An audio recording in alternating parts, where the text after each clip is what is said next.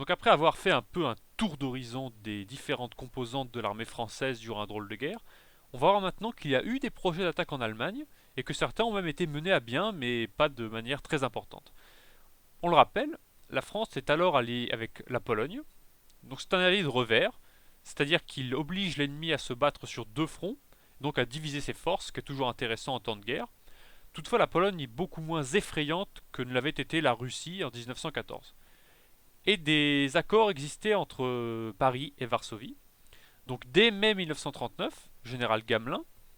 Alors Gamelin, c'est le chef de l'état-major général, c'est-à-dire qu'il est dans la pratique le chef des armées françaises.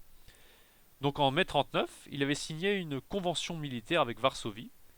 Il s'agissait, au terme de cette convention, d'attaquer l'Allemagne une première fois dès le troisième jour de guerre, puis la France devait attaquer massivement dès le 12e jour.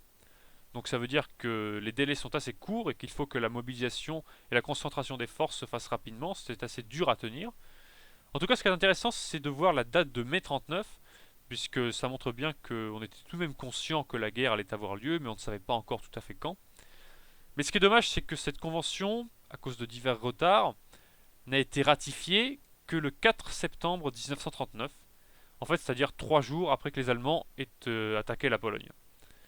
De plus, leurs forces ont progressé très rapidement sur le territoire polonais, et les Français ont dû respecter les termes de leur accord. Ils ont donc lancé une attaque timide dans la Sarre. La Sarre, c'est la région frontalière, aux alentours du 10 septembre. Les Français ont effectué plusieurs reconnaissances et avancé même de quelques kilomètres en territoire ennemi.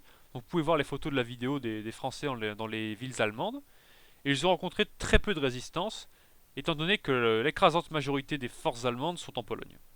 Alors c'est intéressant de faire un petit parallèle avec 1870, puisque au tout début de la guerre, les premiers jours d'août, les Français avaient aussi attaqué dans la Sarre, vers Sarrebruck, la ville qui donne son nom à la région, et non sans certain succès, mais finalement ils avaient retraité. Et là c'est la même chose. Les principales pertes sont plutôt dues aux mines ou aux pièges que laissent les arrière-gardes allemandes qu'à de vrais combats, puisqu'il y a quelques escarmouches, mais ça n'implique pas des forces très importantes. De plus, il faut savoir que l'homologue allemande de la ligne Maginot, c'est le Westwall, c'est-à-dire le mur de l'Ouest, qu'on surnomme par dérision la ligne Siegfried, puisque Siegfried c'est un prénom qui fait très allemand.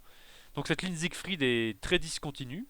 C'est plus une réalisation de propagande qu'autre chose, et elle est tout sauf un obstacle sérieux, comme peut l'être la ligne Maginot.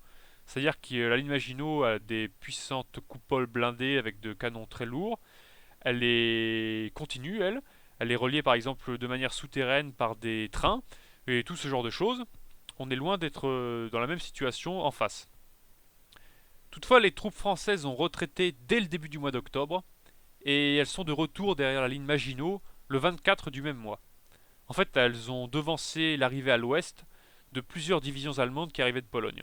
Et finalement, les Allemands réoccupent le terrain au cours du mois d'octobre et novembre sans avoir eu à se battre. Les Français ont laissé 1500 hommes et une centaine d'officiers sur le terrain pour un gain qui était totalement nul, mais qui a été mené à grand renfort de tambour et même de propagande, puisqu'il faut savoir que la propagande n'est pas uniquement réservée aux Allemands ou aux Japonais. Les Français en ont fait comme les autres, et j'en reparlerai plus tard. Donc cette attaque n'a pas servi à grand chose, je l'ai dit, mais il est impossible de savoir ce qui se serait passé si la France avait mené une attaque en masse en Allemagne avec toutes ses forces, mais il est évident qu'une occasion a été manquée. D'ailleurs, le fameux maréchal von Manstein a écrit dans ses mémoires, bon, on peut dire que ces mémoires ont été rédigées après-guerre, donc c'était plus une forme de justification de ce qu'il avait fait. Il a essayé de dédouaner la Wehrmacht de tous ses crimes, etc., etc. Toutefois, c'est toujours intéressant de savoir ce qu'un général allemand pensait.